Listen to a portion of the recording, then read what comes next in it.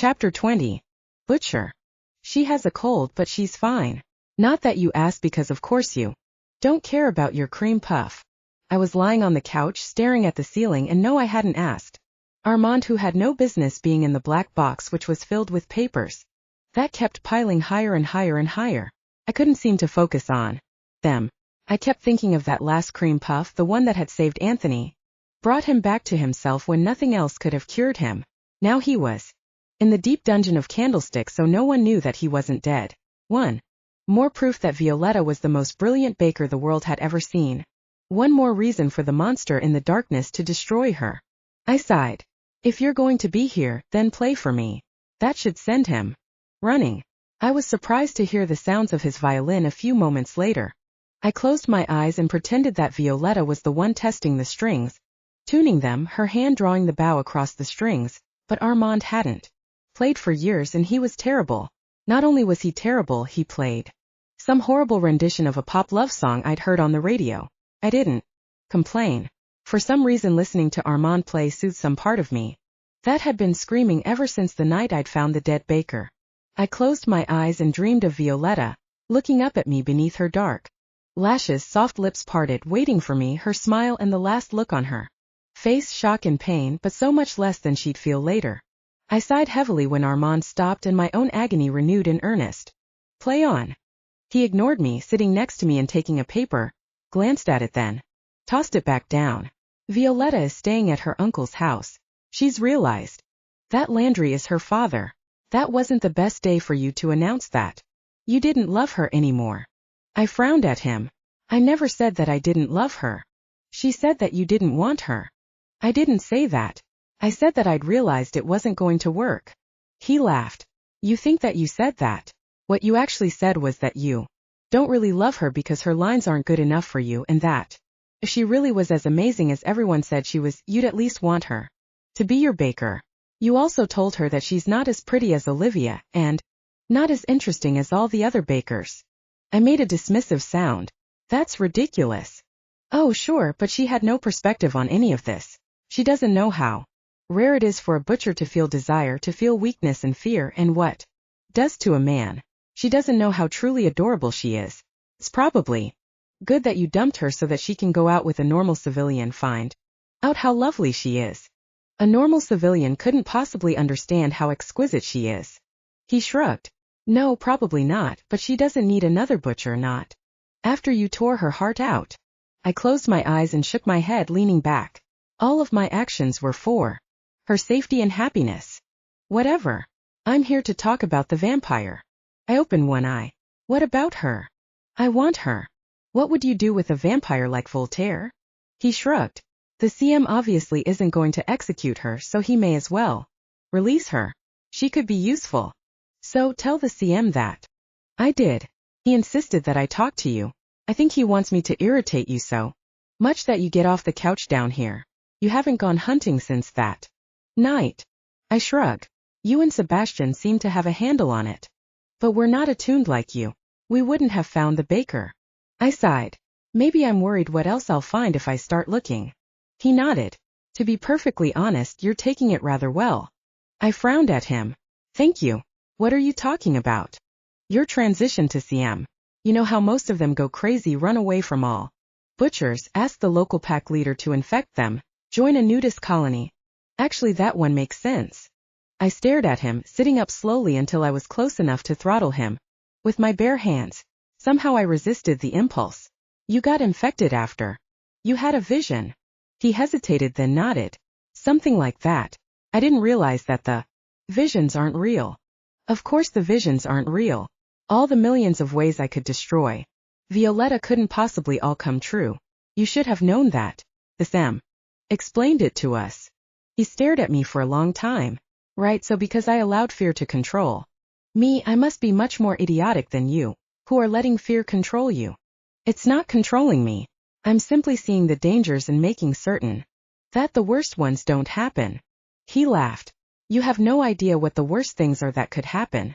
Me choosing fear opened the door to things that I'd never imagined but were everything I was trying to prevent. You're acting in fear and hurting your sweet baker.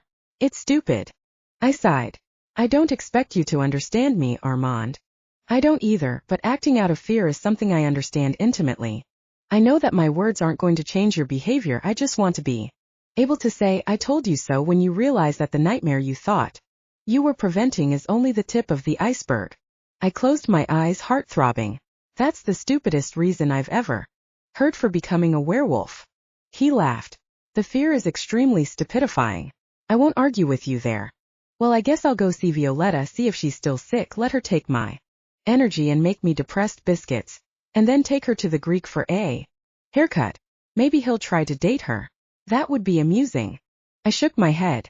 As bad as it would be for Violetta to be with a bogeyman, at least he would keep her safe, not bite her, and not drag her into the middle of a butcher war. Who knew war would have so much paperwork? Some senior butchers came in with more papers, and when I gestured them to put it down on the already teetering stacks, one of them shook his head. Sir, you need to eat.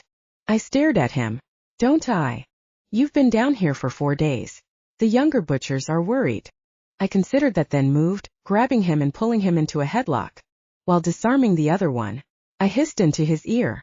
Are you my mother that you should be concerned about what I eat? Your duty is to fight the darkness, not show concern for me. Tonight I will lead you north and you will remember what you are and where your duty lies. I released them, stepping back and glowering at them. You may go. They turned and disappeared, leaving me in a room with a lot of other butchers, who were steadily ignoring my little outburst.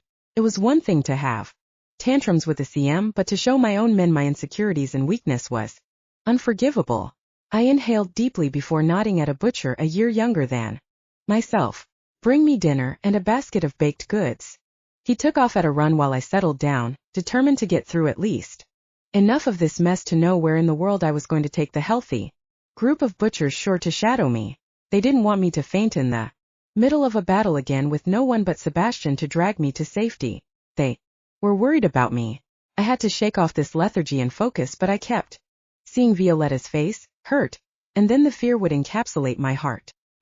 Ignored it. If I could ignore race who were nibbling on my joints, I could ignore the fear at least long enough to organize this mess. Hours later, I'd forced myself to eat Landry's goods, as nourishing as usual, and completely tasteless to me. I needed Violetta. I did not need Violetta, because I couldn't have her. I couldn't need what I couldn't have. I was doing fine without her. Not fine exactly, but I could blame that on the vision, the transition. Armand was right. I'd heard the stories of butchers who transitioned badly. Me spending a few days on the couch was hardly a sign of imminent madness and failure. I put on my coat and checked my knives, noticing that I hadn't cleaned one of them since the night I'd found the dead baker. The steel was corroded from the residual blood and gore. I sighed and put that down. I'd have to take it to the armory, maybe smelt it down. I'd do that later after I got back from this trip, which was bound to be disappointing. I didn't feel the darkness stirring. I didn't feel anything except fear. I walked out into the courtyard behind the garage, my body heavy and numb. Flexed my fingers and walked into the crowd of butchers gathered there, waiting for me. Where to tonight, butcher? Sebastian asked, like I came out to lead them. Every night. Everyone was breathlessly silent, waiting for me to say something profound. North. They nodded and began moving like that wasn't the most obvious statement known to man. We walked, spreading out a block long, 2 blocks, thinning out as we walked through the city from Calder to downtown, then north, but the more I thought about it, the more it seemed like north was too obvious. Something pulled me east towards the river. Not north at all. We walked and walked until I started to feel nervous. They were all following me and I had no idea where I was going. I'd never had this uncertainty as a butcher before. I'd always known where I was going and went there unerringly. One way or another I found what I was looking for, but this was different. This was me taking stacks and stacks of papers that I'd barely glanced at before tossing aside into random piles. At least they seemed random, but maybe my subconscious was working on them at some level. One could hope.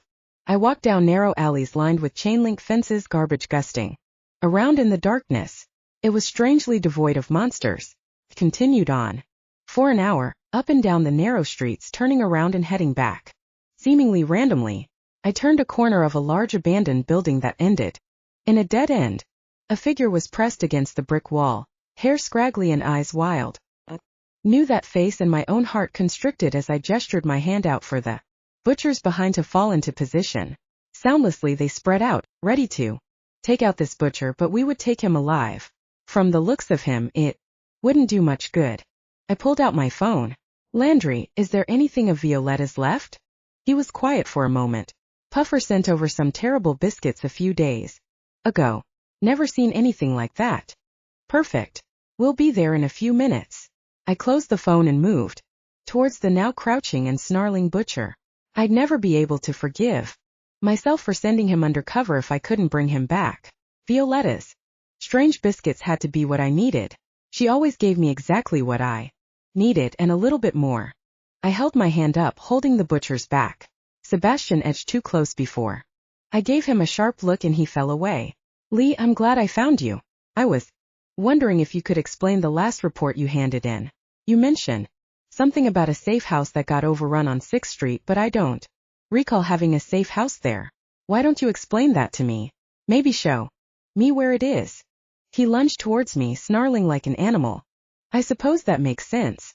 Did you ever eat at that new Italian place? We could stop on the way. He hesitated at the mention of food.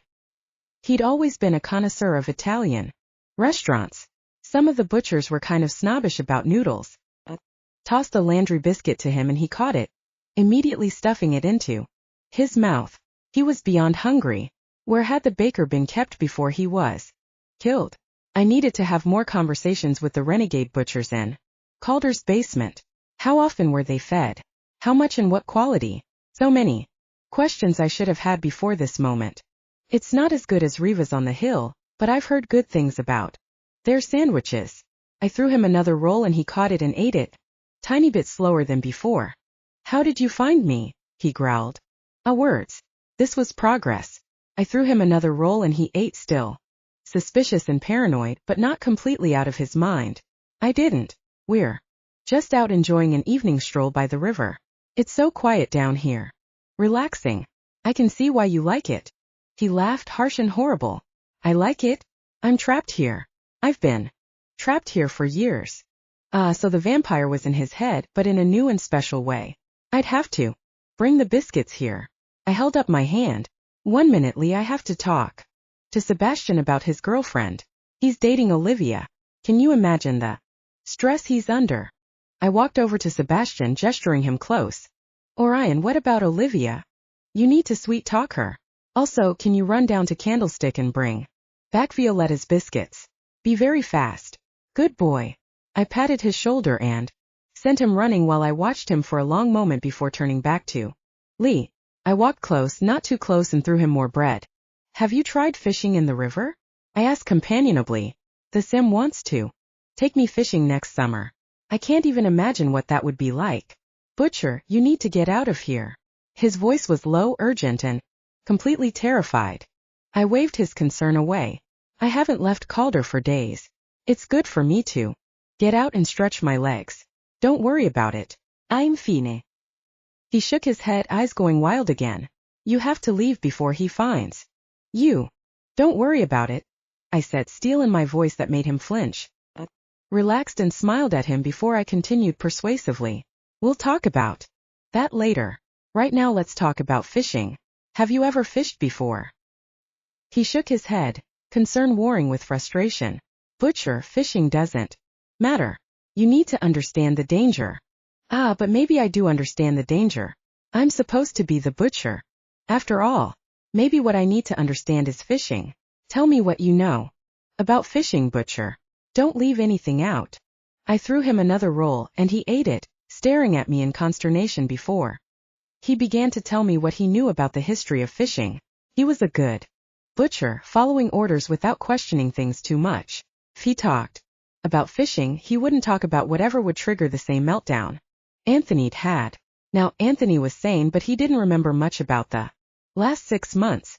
If the monster had left the same trails of chaos in this butcher's mind, I could hope for a few minutes of rational information before he broke down. If I had Violetta's goods with me, I wouldn't have to go through this, but the risk of losing all information was worth the hope that he could be brought back into the light. I kept him talking about fishing for a long time. The butchers around me shifted. This had to be the strangest and most boring hunting expedition they'd ever been on, as he chatted about fly fishing versus bait fishing, and apparently he actually had experience in the sport. I thought about where I would put a baker if I were bent on destroying my kind but still had the needs of my kind and liked to eat werewolves. That part still made no sense. It took Sebastian over half an hour to come back with the biscuits. He tossed them to me and I ran forward, butchers around me pinning Lee down while I forced the strange biscuit in his mouth.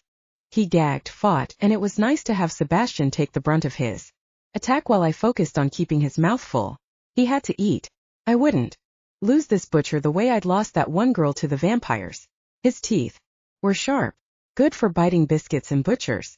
My teeth in Violetta's skin. Only a moment the memory went through me, but it was enough to knock me back. I kept staggering back until I came up against the wall, the need for Violetta rushing through me, more powerful than 1,000 waves. I needed her, but I couldn't have her. I needed her. I had her biscuits in my hand. What if the biscuits didn't work because I'd shut her out? What if I lost this butcher because of my fear for her? I stared at Lee where he struggled beneath a pile of butchers and shook my head. One life wasn't supposed to be above the greater good, but Violetta's life was above that of any other butcher who trusted me. If a few butchers fell because she wasn't beside me, that was nothing as long as she was safe. That wasn't a healthy attitude for a butcher to have. I tucked the biscuits away without eating one.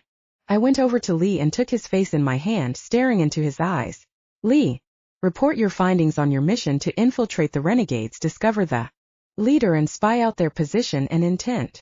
He blinked a few times, trying to focus, spitting out some crumbs, but hopefully there was enough biscuit in there to do the job, that of keeping him alive no matter what he said.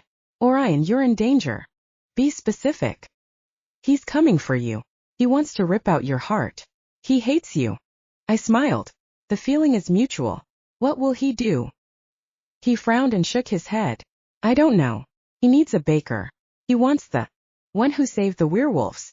I knew Bubber the baker. I had to dump his body where he wouldn't be found. You weren't supposed to find it. He's angry. I nodded. I'm sure he is. How many bakers does he have? He shook his head. I don't know. 3 of them use me for energy. I don't know where he keeps them. They move around all the time, guarded by the ones who feed them, but the bakers, most of them think they're working for the right side. He gets in your head until you forget who you are and what your purpose is. I nodded and started to get nervous. He should be convulsing by now unless this was something different. I didn't want something different. I handed him another one of Violetta's biscuits. Eat this. You probably won't want to. He ate it, holding his eyes tightly closed while he forced it down. No, he didn't like it. That was probably a good sign. Unless it wasn't. I wanted to eat those biscuits, take the crumbs off his lips and devour them. Orion, you need to take the butchers away before he comes. He'll destroy all of you. Here. I glanced around at my butchers, at 23 of them, a very good number. If you counted me and brought it up to 24. Well, I can't say that. I dislike that. I've been having a lot of self-doubts recently. All of this standing around is really dull. That's when I heard it, felt it, the shift as darkness grew around us and then fell from the sky. Zombies, vampires, and werewolves crashed through the windows of the building, rising around us, falling down like ripe rain. I cut my way to the exit with Lee, holding him under my arm to shield him from the once human debris. The butchers roared as they cleaved rotted flesh from desiccated limb. I cut through monsters as they fell, filling the narrow space. Impressively, whoever this monster was, he knew how to get the darkness to join their forces. It was ridiculous.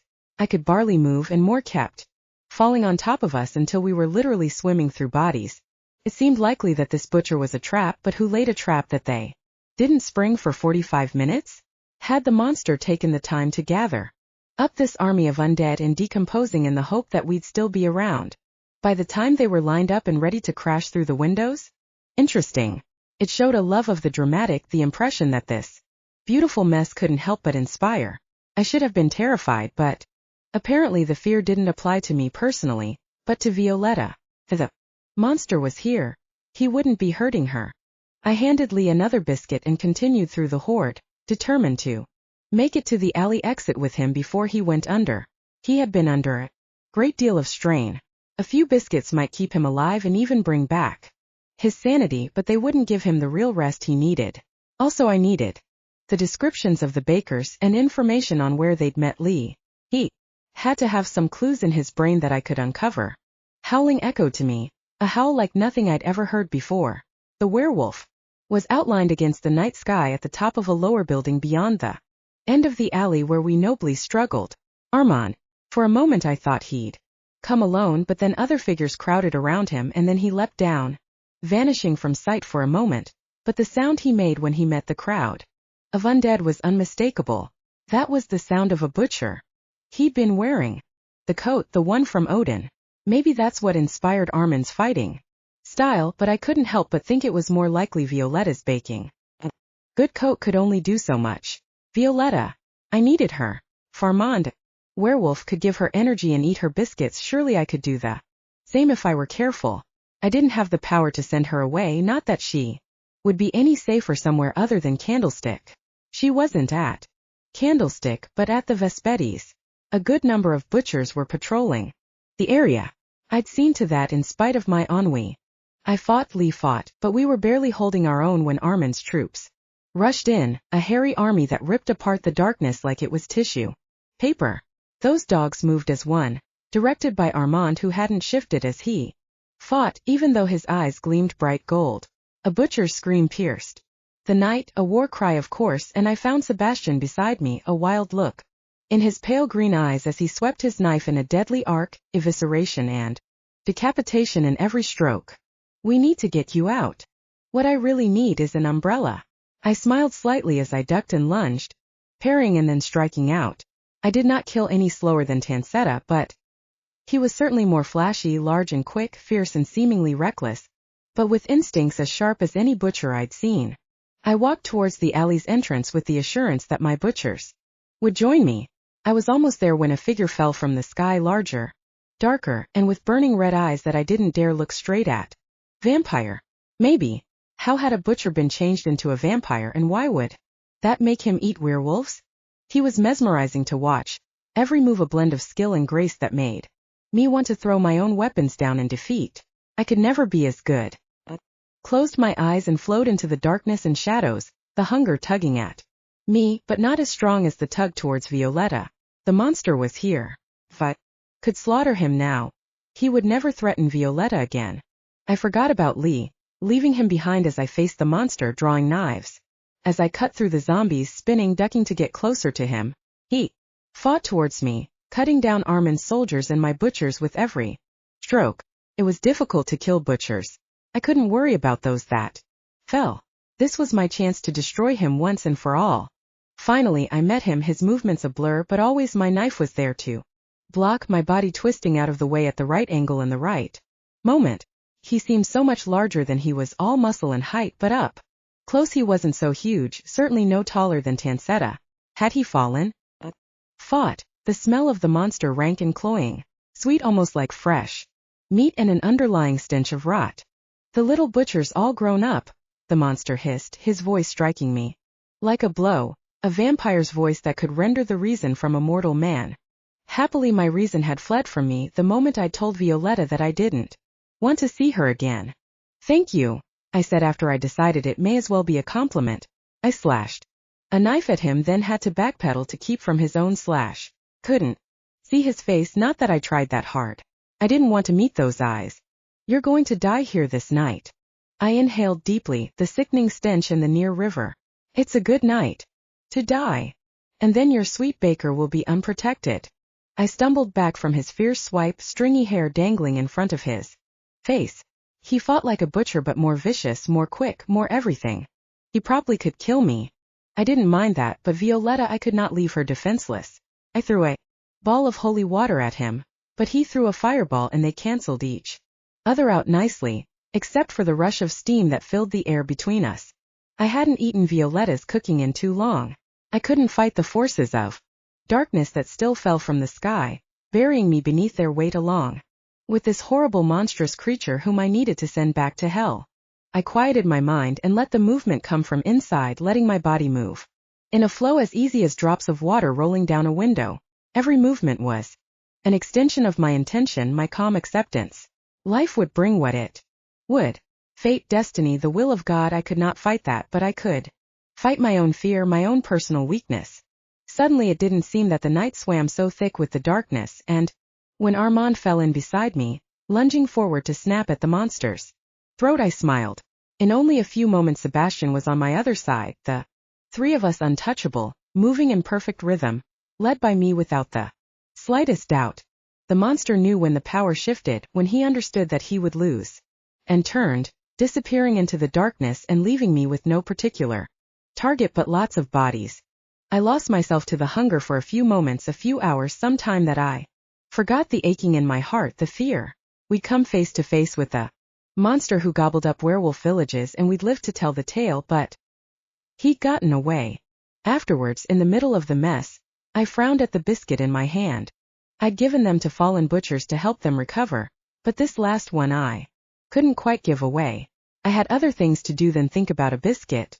But I couldn't help imagining her hands in this dough, her face angry and hurt when she pounded on it. I put it in my mouth and for a moment forgot everything as I tasted Violetta. Her energy, her life, her sweetness, but then bitterness and sorrow filled me with the depth of her suffering. She needed me, and I had abandoned her. I fell to my knees and another vision descended, of her lost and destroyed, without me to protect her, to keep her safe. Chapter 21. Baker. I blew my nose, washed my hands, and continued to follow Puffer's precise directions for popovers. Did you put the pans in the oven already? He asked, frowning over my shoulder as I mixed the dough to a creamy consistency. Yes, sir. They're been preheated. I think we're ready to pour. Mix it hard now, until it's frothy while I fetch the tins. They'll puff a bit more that way. I nodded and whipped the mixture with the ancient whisk until small bubbles rose to the surface after each stir. I scooped the mixture into the pan. Quick, precise, in time to Puffer's nodding head. These had a few extra ingredients than the usual from Puffer's smaller store of weird stuff. He explained what each of them did and how things worked together to create other things. Zebra hoof powder, for instance, worked to rebuild blood cells, but if you added ostrich eggshell to it, you'd have a blood thinner that also increased heart rate and lessened pain. At the same time, he reminded me often that my instincts were always right. Whatever I knew, I had to follow my heart, which would lead me right. My heart was with Orion, so I only nodded and repeated in my mind the powders and their various uses. A sharp rapping came on the door. I looked up to see Armand standing outside, looking a bit more irritable than usual. I looked at Puffer and he gave me a sharp nod before he headed to the door, letting Armand inside and him out at the same time. Puffer didn't like Armand too well. You look better, Vanilla. I paused in rolling out dough to blow my nose, then washed my hands and continued. Thanks. Landry sent over some cold medicine, some soup, but I left it in the car. You're going to refuse it again, right?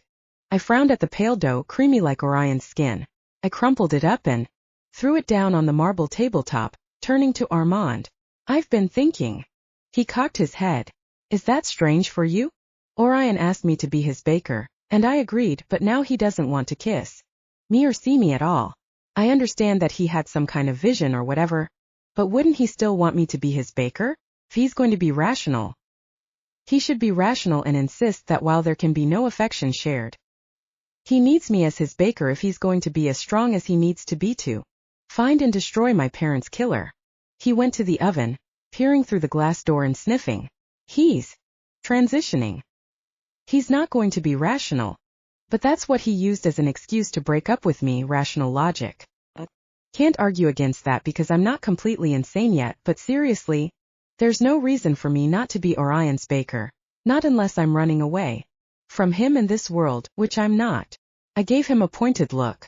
If you open up that door before they're ready, I will scalp you. So there's no reason for him not to be my butcher, other than that he's worried I'll kiss him and put him in another coma. He's not worried about that, he said, sniffing along the counter. Why not? That's rational. I told you he's not rational. He's afraid that he's going to hurt you, not the other way around.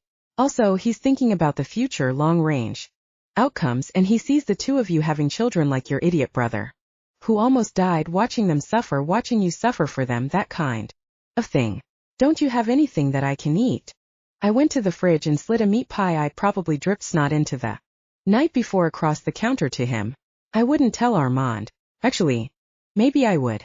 You can have this, but I think I sneezed on it a few times. Also, maybe my runny nose got into the sauce. He took the meat pie and sat down, cutting it with one of his big knives and eating a big slice with his hands.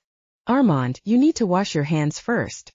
He nodded and got up, washing his hands for a long time very thoroughly, before he came back to the table. Thank you. I gasped. You said thank you. I'm going to have to tell you to wash your hands more often. He ignored me, gobbling up the meat pie instead. After he'd eaten the entire thing, he leaned his elbows on the counter and blinked sleepily at me. So how are you going to get Orion to let you suck the life out of him again? Rationality isn't going to work. He's talked himself into thinking that you're happier without him. He cocked his head. He might be right. It's not easy to be with a butcher, particularly one that's transitioning. He's worse than a curmudgeon. He's a wan, pathetic, whiny, lazy weakling, laying around all the time, barely eating, barely sleeping, simply rolling around in his misery like he can't get enough of it. I sniffed and placed the dough in the pie pan. Armand, can you turn the oven down for me? 200 should do it. Don't open the door or I will chop off your fingers. If Orion was really that miserable, then I had to help him. He would hurt me. He wouldn't be nice to me anymore, so I couldn't go in with my heart on a platter for him to crush. I had to put Violetta away and go back to being my brother.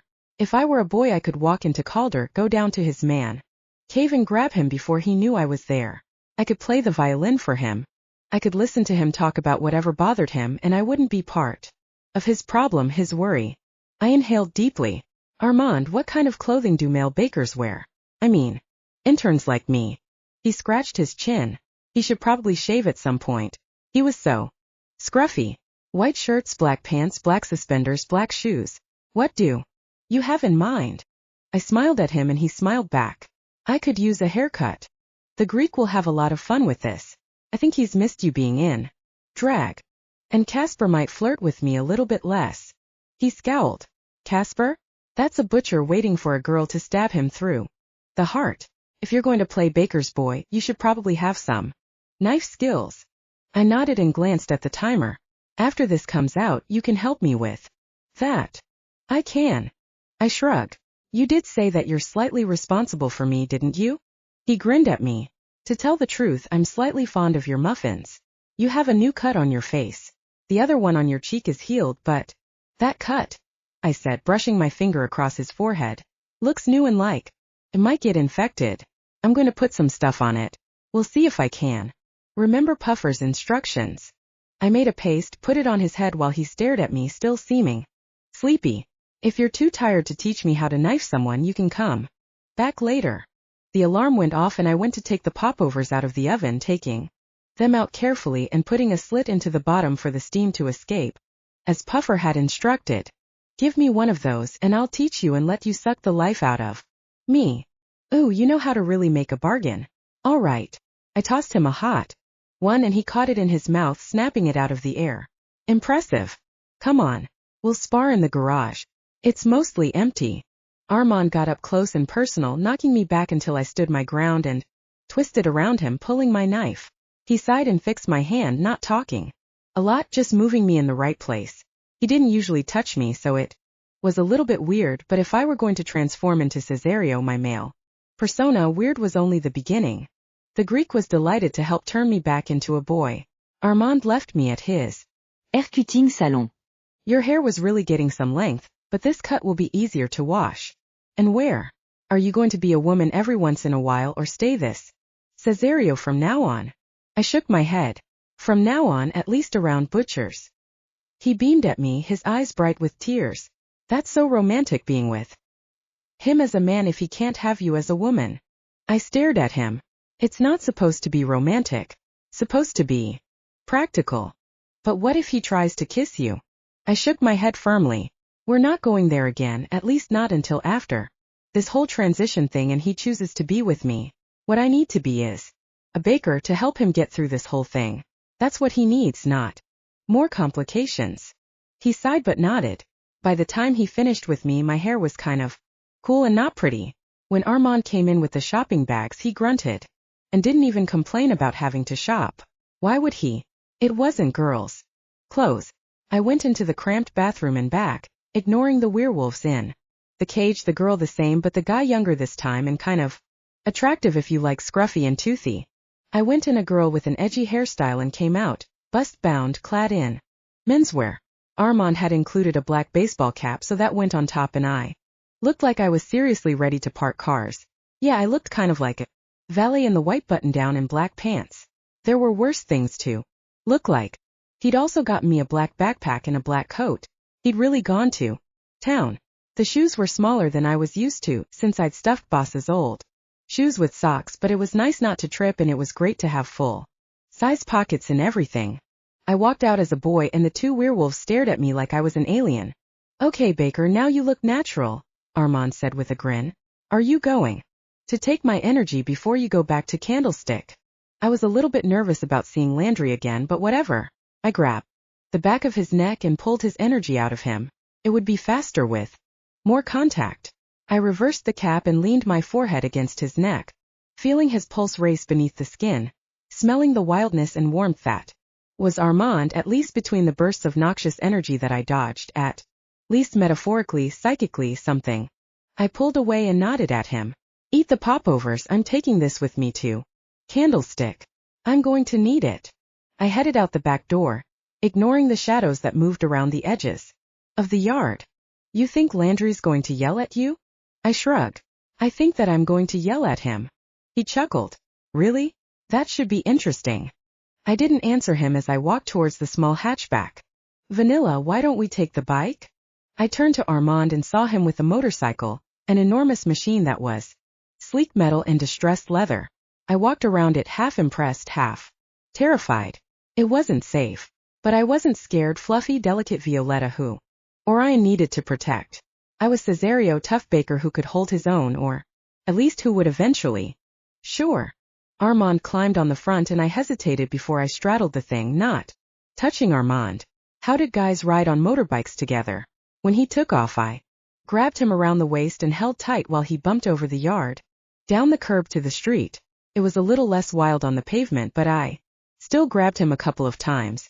It was freezing, but the coat was warm, and my old clothes in my backpack would pad me slightly if I fell off the back. At the same time, where were the helmets? If I fell, my head would crack like an egg. I grabbed onto Armand's waist and pressed my cheek to the back of his brown coat. He laughed and went faster, like I was encouraging him. I closed my eyes and clung to him until we got off the highway and Armand finally slowed down. I sat up and gripped the seat behind me, determined not to act like a silly little girl. I was tough. So tough. I grabbed Armand around the throat and pulled the energy out of him. He gripped my hand as we coasted up to the gate and he parked with a jerk. You want the driver to pass out? I couldn't take that much energy unless I kissed you. You shouldn't have gone so fast, and you shouldn't drive without a helmet, and you should never let me go without a helmet. Are you crazy? No need to answer that. I swung off the motorcycle, gave him a short wave and headed to the gate. The guy in the gatehouse opened it for me, apparently a lone person on foot. Dressed like a baker wasn't all that threatening. I headed up the long winding drive wondering why Armand had taken me this way, instead of through the back, past the pond of purity. By the time I reached the curve that revealed the front porch, I saw Landry standing in the open doorway, large arms folded over his chest, the CM behind him leaning against the doorway. This was it then. I squared my shoulders and kept my hands down, calm, steady. I nodded to Landry and the CM. Hello. I'm Orion's Baker. You can call me Cesario. I don't want to be pampered and I don't want any nonsense. I'm here to do a job, so let me know what you need and I'll try to do it. They were blocking the doorway or I would have gone past them running away.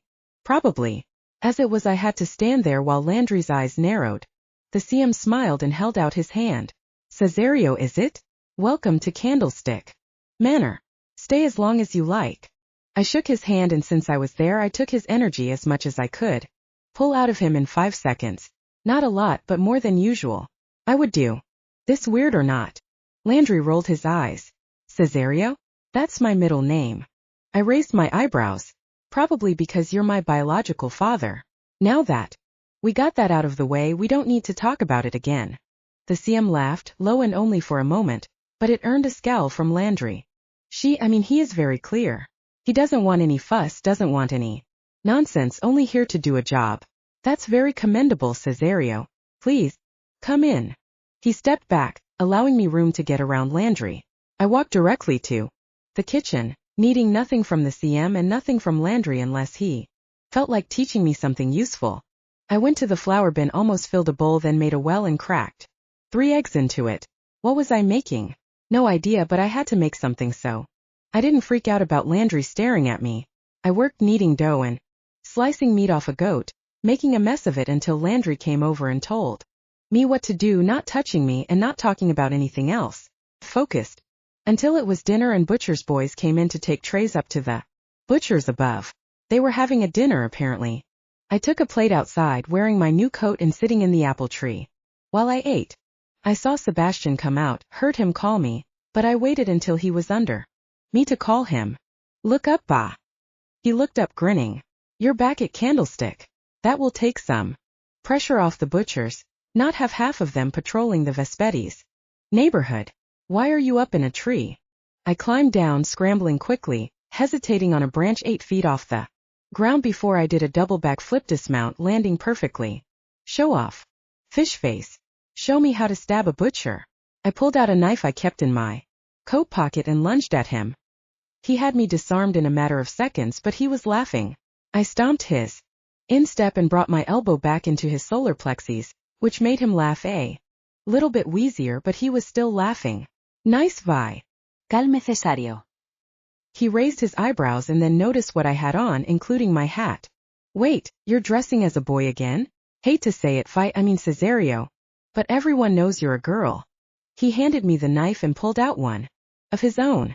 I lunged at him, but he grabbed my wrist, twisting my knife back at me while his own knife came into my stomach. He'd somehow reversed it so the handle hit me instead of the blade, which left me gasping and clutching my stomach. It's not about being a boy, it's about being a baker. How many girl bakers are there? Hardly any. So I'm going to be a baker, sex not included. He snickered. If you say so. I'm not sure that Orion's going to buy it, though. I slammed my head into his stomach, knocking him back, knives forgotten. He laughed and rolled on top of me. He was too heavy. Not fair. I grabbed his face and sucked the life out of him, not fast enough, but someday I would knock him out, and then I'd be stuck under him. HM. I should think this through. Get off me, B. You're so heavy. Are your bones made of lead or what? Ugh. You eat too many magic muffins. He sank onto me even heavier. I bit him. He yelped and backed off, checking his arm where I bit him. I sat up, breathing hard, and grinned at him. What? Can't take a baker bite. He frowned at me and rubbed his arm. Are you going through some kind of hormonal imbalance or something? This isn't you dressing up like a boy. Fighting, what's going on? I stood, brushing off my pants. They brushed off really well. Nice. Not me is the point. I want you to take me to Calder. I'm going to see Orion. I have some baked goods to bring him. He frowned at me, still clutching his arm. Man, Caesar, I'm not sure he'll like that. I rolled my eyes. You're such a baby. I'm his baker. If he doesn't like it, he can tell me. No one needs to know that you're the one who brought me to Calder. He thought about it for a minute before he nodded. Okay, I wouldn't normally do this, you know. I'm not betraying him. I patted his head, but I had to reach up high to do it. Yeah, I know. You're in love with him. Let's go. I've got to get back early so I can go running. He scowled. Running? Why? That's not safe. I laughed. Because I'm out of shape. I have to be able to beat you up, little brother. I'd been born 23 minutes before him. He snorted but went with me to the garage and the little black car he seemed to have as part of his butcher's boy position. Nice ride, I said, adjusting the seat so it was reclined, and I splayed my legs out. He shook his head, glancing at me. Yeah, you know, I always thought you were a little strange, but this really proves it. How's Olivia? He was quiet for a minute. She's great. Like Orion, only a woman. He snorted. She's gotten a little bit weird lately, like when we're together. She'll want to hold hands and stare at me. It's kind of creepy. I sighed. I thought you liked her. I do. I mean, she's amazing, but she's kind of a lot. And when she's staring at me like that, I remember that I have a lot of other things to do. I studied him. How does she look at you? He shifted uneasily. I mean, I guess sort of like she loves me, which is crazy, but it's how it feels, and I'm not sure what to do. I can kiss her, but I don't know about the staring thing. I snickered. The look of love. So terrifying. You really are gutless. He frowned at me. It's not easy. I have all these duties more since the butcher found the dead baker, and I don't have time to figure out how she feels and how I feel and what this all means in the greater scheme of my existence. I just want to be a butcher and kill stuff. I try to tell her that, so she knows that I like her, but I'm not ready for the staring thing. But she's just like, I can be patient. This has to be so hard for you. And, yeah, but I don't think we're talking about the same things, and I don't know why she's not mad at me for not texting her enough or calling her or thinking about her all the time. I don't know. She expects so much usually. But now she doesn't. I'm worried. I sighed. Are you worried she'll take it to the next level or that she'll dump you? My chest tightened at the reminder of being dumped, but I shook my head and focused on the now, on my brother. I didn't have a heart, I was Cesario genderless baker. Genderless, loveless, with single-minded determination to bake the crap out of the world. That was me, and I liked it. I kind of don't know why she hasn't already. She's not desperate. There isn't a butcher who wouldn't fall all over himself to be with her, except the butcher, of course. Of course, I said blandly. He kept quiet for the rest of the ride, which meant that he was having second thoughts about this. The thing was, he knew perfectly well that if he didn't take me, I'd take a cab or walk, leaving me unprotected, and that wouldn't go over well. Still, he didn't feel good about it. I almost felt bad for making him worry about his precious Orion, but I got over it. He was my brother. He should beat Orion up for dumping me. I glared at him. You know that Orion dumped me the same day he told me he loved me. He glanced at me with wide eyes, pale green eyes like Landry. I looked out the window. Sorry, Cesario, but what do you expect me to do about it? He smiled at me. I'm Jonathan Daughtry. I don't believe I've ever truly thanked you for your service here on All Hallows Eve. It was nothing, I mumbled. Orion's life isn't nothing. Following your instincts out of pure faith isn't nothing. You are so far from nothing, Violetta. I can't begin to tell you. You've been baking with Landry for some time now. What do you think? I blinked at him. Why couldn't I relax?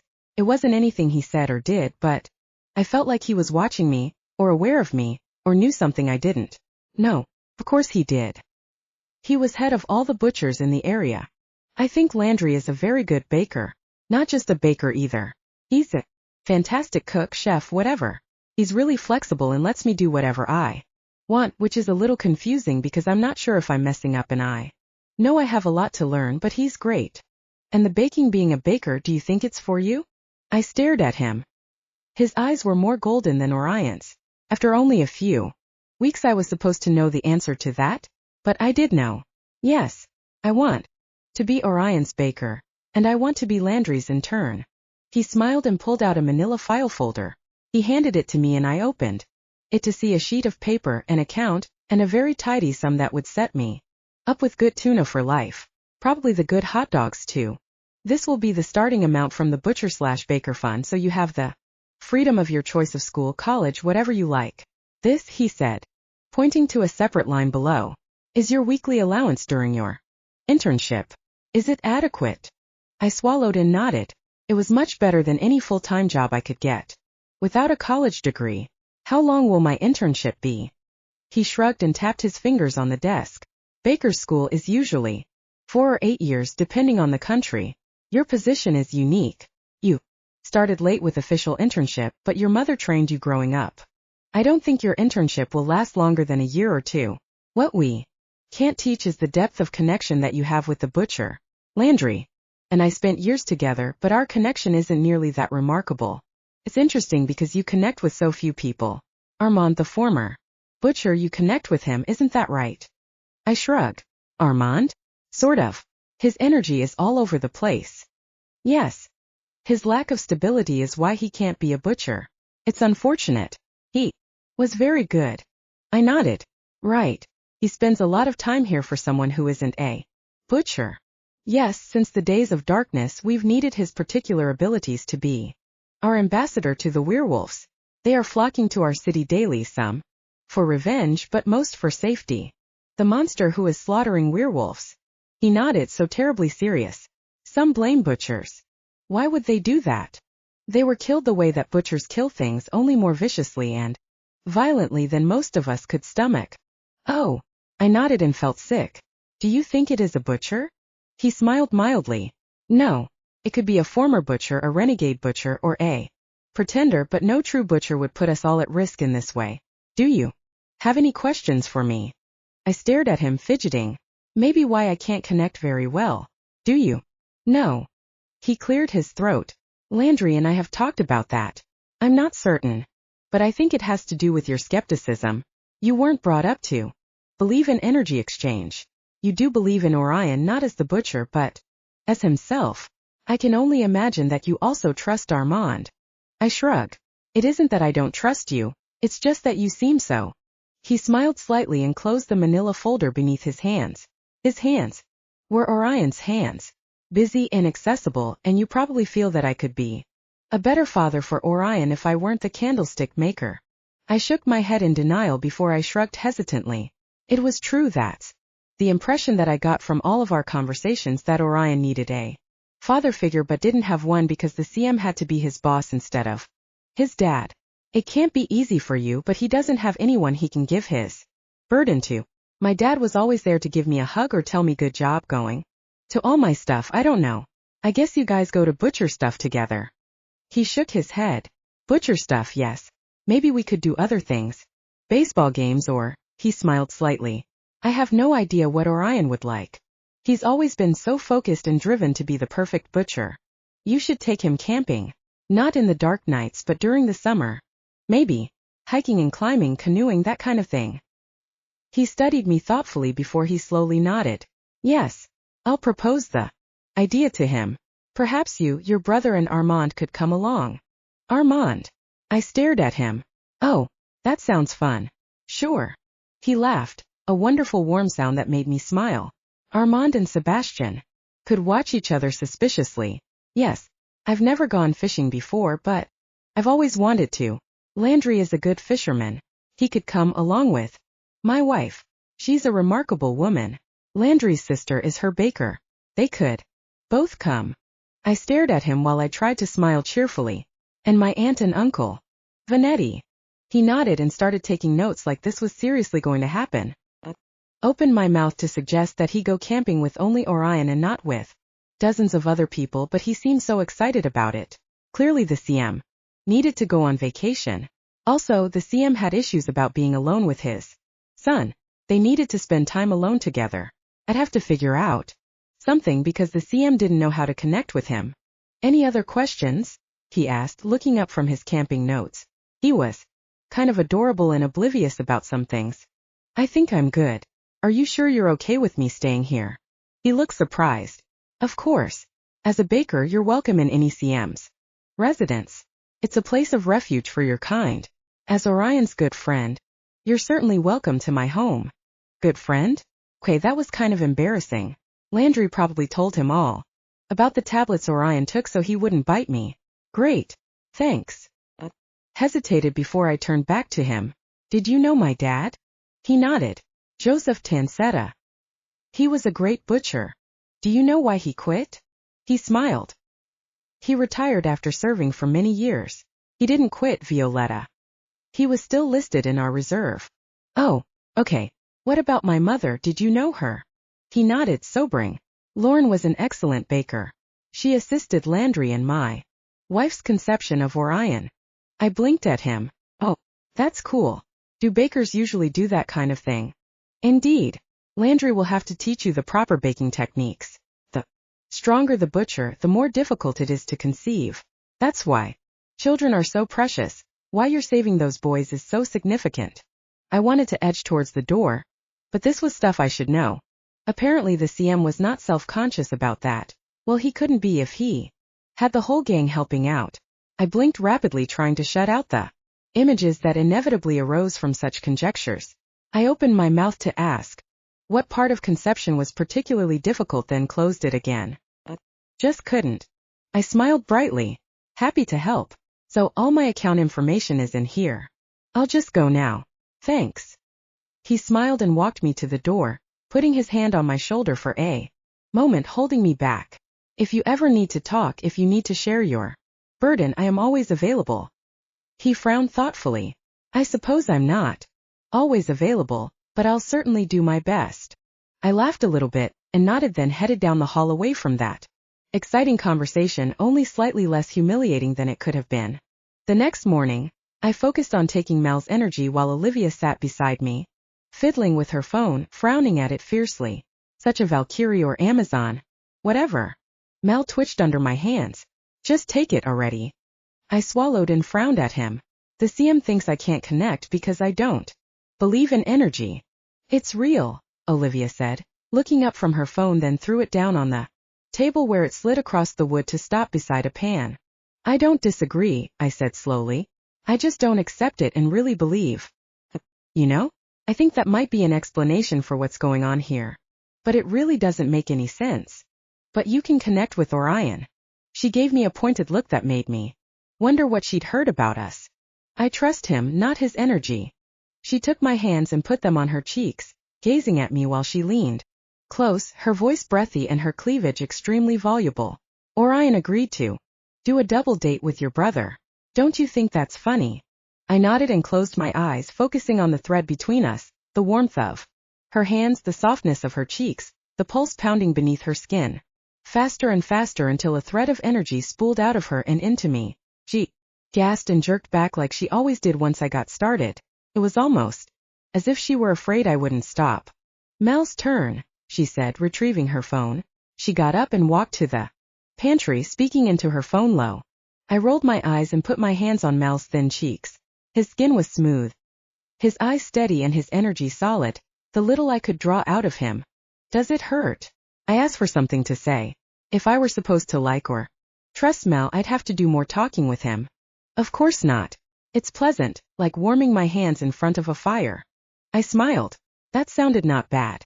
More energy flowed into me bit by bit while he relaxed on the bench. Where did you grow up, Mal?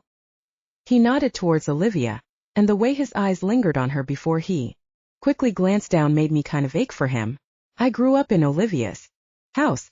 After my dad died, my mom remarried, not a butcher, so I was lucky they took me in. Where does she live? Florida. Maybe they moved again. I don't know. She had a few more kids that keep her busy, and she works a lot, so she can't really worry about me. I nodded. Harsh. At least when my parents were alive they'd wanted to see me. He sniffed and lifted his nose, looking at me like I was something disgusting. He'd scraped off his shoe. It's very ordinary in butcher circles for children to grow up in different houses. That's cool. Francis, for instance, his dad is a butcher without a house, so he's always staying with someone or other. He has no real home. I nodded. That makes sense. He pulled away from me and stood. I'm staying at Calder from now on. You'll have to practice taking energy from other butchers. That's great news. So you're doing better. Orion will be glad to have you. I sort of wished I could go back to Calder. I nudged him with my elbow, which made him look shocked and offended. I can't believe you're leaving me at Olivia's mercy, not that she has any. You're too cruel, Mal. He looked at me disdainfully. If you can't appreciate Olivia, then it's you who lack, not her. If you like her so much, you should date her. He stiffened like I'd poked him with a pin. Nonsense. She's seeing your brother, and if she weren't, she certainly isn't interested in me. All the same, he cast a furtive glance in her direction. You should write her letters to tell her how you feel. She can't be interested if she doesn't know how you feel.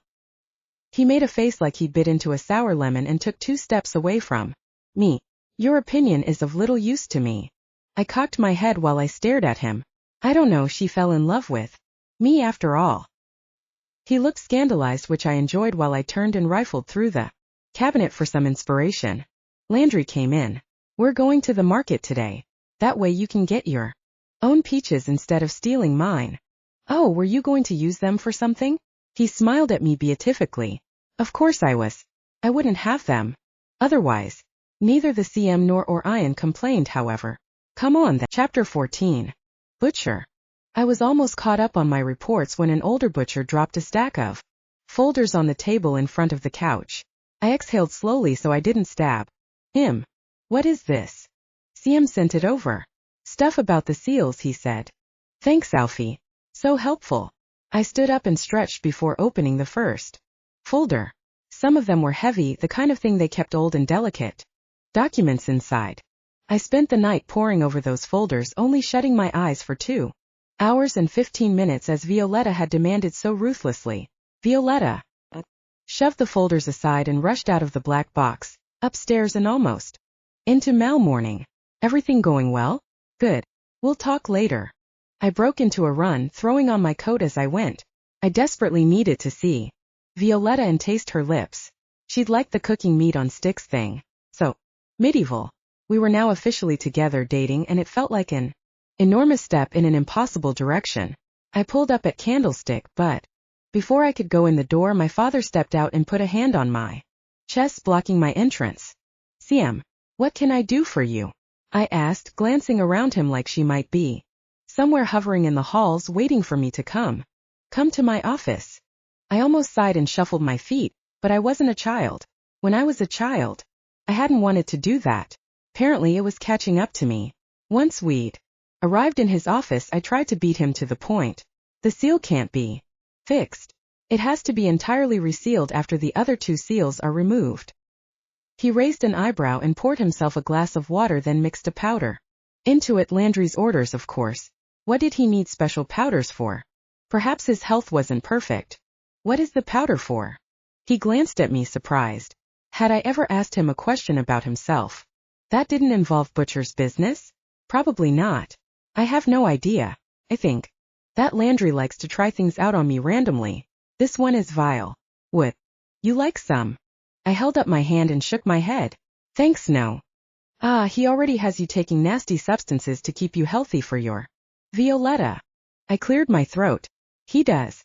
So the seals must be recast. They lost many butchers getting those seals on in the first place. He nodded soberly. We can do better than that. We can. He studied me. Of course. We have more advantages than ever before. Technology. He smiled slowly.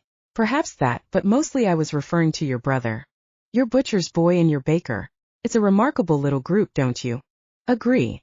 I frowned sternly. Violetta is not part of my fighting team. Of course she is, Orion. She's the key to the entire thing. You must have noticed by now that she's attuned to you, Armand, and Sebastian, and none else.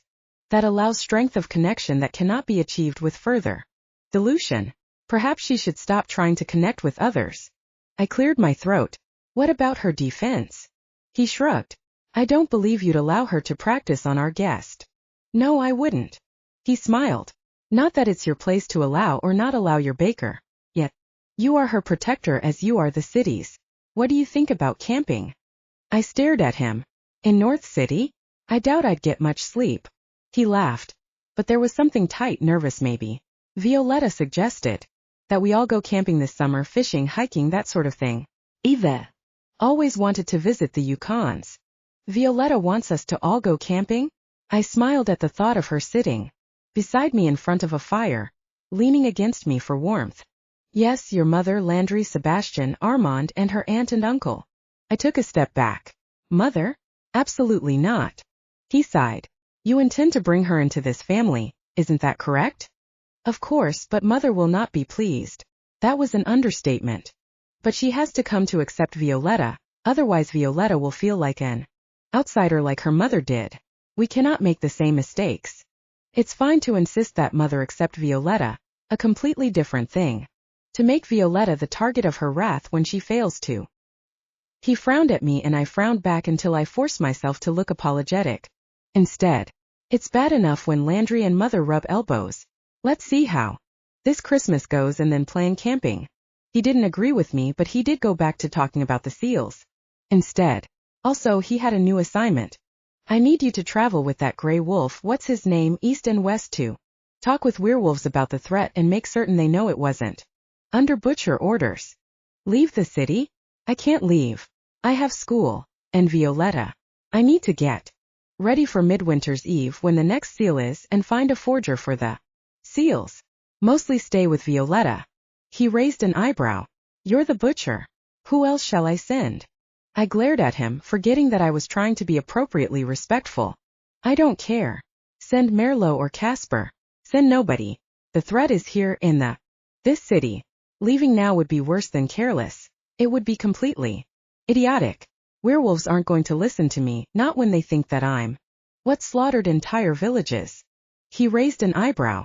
Your job is to make them listen. It isn't only werewolves I'd like you to see, but vampires as well. I would like you to take Voltaire with you. I ground my teeth. You want to send me into the sticks with a werewolf and a vampire to make them all listen to how innocent the first am? I would happily slaughter them all. I am not their protector but their butcher. If you can't see that, then you're completely delusional, old man. I'm not an ambassador, but a dagger. It's what you created, and now you expect me to be what? He stared at me calmly while I yelled at him. If you're finished being emotional, I have a list of the communities I'd like you to visit. I took the paper, crinkling from the pressure I put on it. What am I supposed to say? Invite them to the city for safety, and ask them to be cautious and prepare for attack if they choose to stay. That's all. I laughed and ran a hand through my hair. That's all. Great. This will take me a week. Probably. I closed my eyes and tried to breathe normally before I glared at him again. Why? Would you like me to explain the bigger picture? If you don't make alliances and smooth things over, we will be at war. That's what this monster wants, and he'll get it if we aren't very lucky and very diligent. Make alliances? Smooth things over? Since when do I do that? He laughed and shook his head. Since the last village. The one where everyone was already dead. The one where you found a survivor. He'll go with you. 2 werewolves, a vampire, anything else? A bogeyman, a couple wraiths maybe. Some zombies. He frowned at me. Don't tempt me. Orion, this is a serious matter and you will do it as well as possible. If I don't find that you're inspiring trust in our allies, I'll send Violetta along with you. I stared at him while my stomach turned into a solid rock. What? You'll protect her, and therefore make certain alliances are made and nurtured. My heart pounded and my chest felt tight from the effort not to hurl myself on my father and beat him senseless. That won't be necessary. No? It might be good for her. She didn't like being left behind the last time you went. If I go anywhere with Violetta, I wouldn't ever come back. He raised his eyebrows and we stood there. A serious standoff before someone knocked on the door. Enter, my dad ordered, his voice hard and unyielding like it usually was. After talking to me, I half turned and studied the paper, trying to focus on those towns, organize them in my head so I could cover them in the least amount of time. It was one of my father's older butchers, murmuring about a vampire outbreak in a small city to the west. Exactly what we needed. Orion, the CM said once the older butcher had left. You'll need to take a butcher to stand guard while you're resting. Not Sebastian. I nodded impassively. Olivia. He raised an eyebrow. Really? I suppose that makes sense. Very well. I'll inform her. If you like. May I be excused to go see my baker? She might want to prepare something for my trip. He hesitated, mouth tight. Of course. I'll give you 6 hours to prepare. I will prepare my requirements while Violetta bakes. He raised his eyebrows. Requirements. Travel arrangements. I don't wish to waste time. He nodded. My resources are at your disposal. I smiled. Perhaps I should know what your resources are. My father smiled back. Perhaps you should. Violetta was not happy. First she kissed me until I was dizzy with wanting and regular dizziness. Then she set to work pounding on dough, beating the poor stuff into shape while I organized transportation. Helicopters would not work for travel with a werewolf and a vampire. That was a pity. We could take a limo between small towns, and a train from the east sector through the city to the west. The butchers had a private car decades old with a nice secure dark compartment for that kind of guest. How long will you be gone, butcher? Violetta pounded particularly hard, jabbing the heel of her hand into the dough. Too long. A week probably. And are you allowed to call me? With a vampire and a werewolf watching? Of course. Olivia could watch the monsters while I took a very short break. I'm sorry. She looked up with a tight smile. Why would you be sorry? I cupped her face in my hands and gazed into her beautiful eyes. I'm sorry that I won't see you. I'm sorry that I won't taste you. I'm so sorry. The word sorry seems next to meaningless. I'm sorry that you're upset. She sighed and slumped against me, forgetting about her dough. I held her, heart fluttering against mine, fast like butterfly wings, so delicate and perfect. I don't mean to be upset. I'm just surprised and worried. You said you're going to warn werewolf villages? Will you be safe? Of course you will. You can fight 60 vampires, no problem. I kissed her forehead, brushed her soft eyelashes with my lips, then kissed her cheeks, her nose, finally her mouth. She tasted like honey, so sweet and rich. I held her and kissed her until I sank down on the bench helplessly. She raised an eyebrow and searched in my coat for the nasty concoction. When she poured it, I noticed that her hands were a little shaky. How am I going to live without you for a week? I'm so good at sucking the life out of you. And who will eat my burned biscuits? I suppose there's always Armand. I winced at the thought of Armand touching her taking his energy. If they had a connection, he might turn her if he wasn't careful, maybe even if he was. What about your brother? She stared at me, pale green eyes soft and vulnerable. I don't want to hurt him. I pulled her close for a moment, before I stepped away and pulled out my papers. Don't kiss him and he'll be fine. I tried to focus, but finally I pushed them away and simply watched her movements, strong, graceful, flowing from one task to another as she hummed under her breath, maybe Motown. I drank in the sight of her as though she were water and I was heading to a long desert.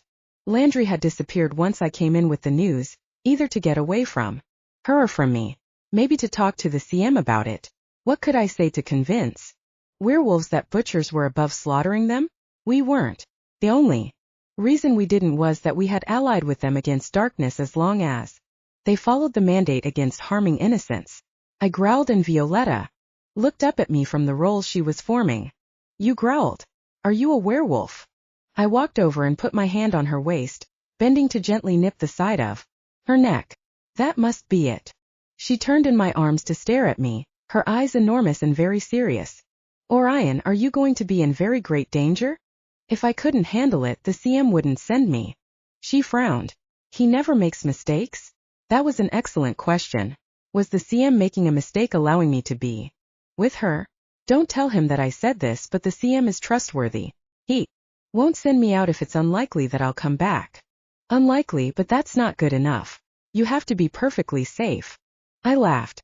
Oh, Violetta, I would be in dire danger of death by boredom if I were perfectly safe. Don't worry about me. It's going to be a dull errand. Have to talk to people, warn them of the danger, and offer the city as refuge. Armand's going to love that. She stared at me, eyes bright, lips trembling. So you won't be fighting? I sighed. Probably not at all. I don't know how I'll survive. She buried her face in my chest. Thank you. I felt warm from the inside as I put my arms around her, holding her carefully, so I didn't squeeze her against me too tight. I almost said, I love you, but bit it back before the words were out. Felt it though. Love roared inside of me for this sweet creature who was getting flour and bits of dough all over my coat. I would happily die for her, kill for her, but this was something else. I had to be trustworthy, relatable, charismatic. I had to connect with monsters. For her, I would not only deal with the devil but do it well.